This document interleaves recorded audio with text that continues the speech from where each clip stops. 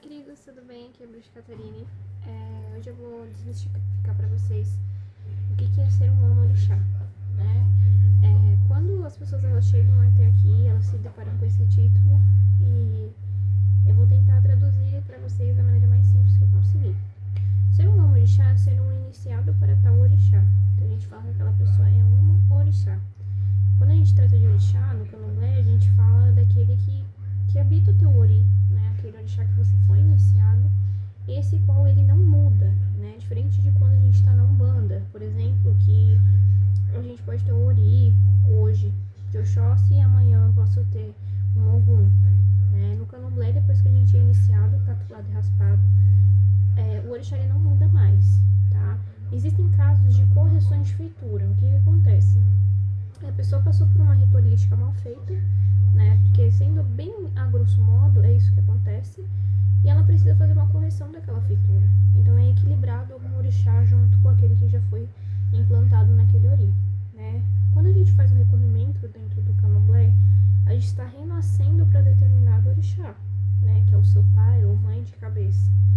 Então a gente passa por ritualísticas específicas, que são fundamentos inclusive internos, né? Que não devem ser expostos na internet, por exemplo, e nem para não iniciados. Esse é o mistério do candomblé.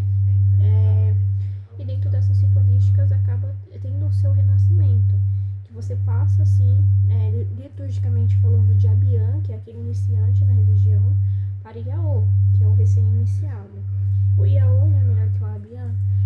É outro embate também que é muito comum, mas ele não é melhor que o Iaô. Na verdade, sem Abian não tem candomblé. E é muito importante que a gente lembre disso em todos os nossos períodos de abianato, porque a gente tende a ver hoje em dia um cenário muito triste, que é quando os iniciados eles tendem a diminuir os não iniciados. E não é dessa forma que funciona. Na verdade, é uma matemática tão simples quanto 1 mais 1. Ser iniciado não faz a gente melhor do que ninguém. Ser iniciado te exige posturas, né? Te exige, inclusive, esforços, mas que não te traz nenhum tipo de prêmio, nenhum tipo de título, não te traz nenhum benefício em ser melhor que alguém. Pelo contrário, equivale à humildade do teu orixá. Então é muito importante que as pessoas elas tratem isso como um hábito de ser praticado todos os dias, porque o candomblé não é uma religião de títulos, né? É uma religião tão simples, mas que com o tempo ela foi criando dificuldades por conta do ego humano. Essa é a grande verdade. Quando nós chegamos na nossa fase de bome ou títulos a serem ganhados ou conquistados dentro da roça de santo, que é um terreiro de candomblé, a gente trata isso de uma forma muito simples. Primeiro que é correspondido no oráculo de Meridi Logum, é lá que vai ser feito esse apontamento, né, de qual a sua posição dentro dessa roça, e pode ser que sim ou não essa pessoa tenha esse tipo de cargo de alorixá, de babalorixá, que esse que é tão conhecido e tão ambicionado, né?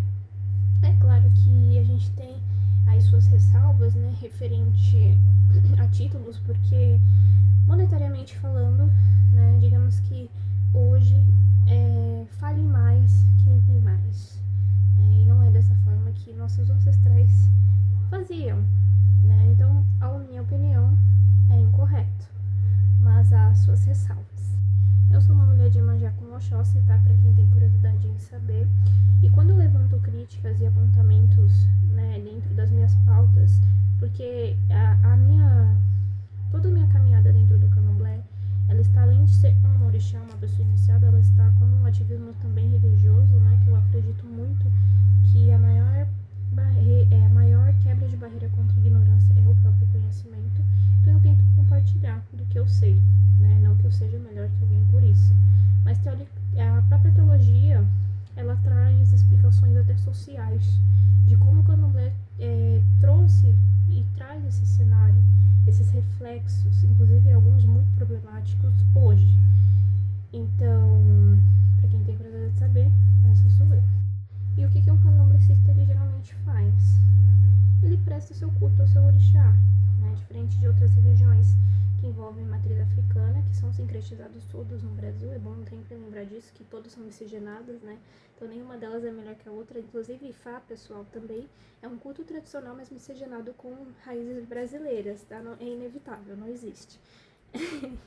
É um culto puro africano, é só em África, né? No Brasil, não. Então, assim, é muito legal que as pessoas elas tenham essa consciência de saber que nós cultuamos divindades, nós não cultuamos entidades. Nós, consequentemente, casas trazem, assim, a Umbanda junto, mas em grande parte são as divindades. Isso é tratado de maneira muito séria. Então, não existe, assim, queimações, né? O que existe é caráter. Isso aí em todas as religiões, todas as crenças. E tem pessoas que têm, e tem pessoas que infelizmente não tem nenhum.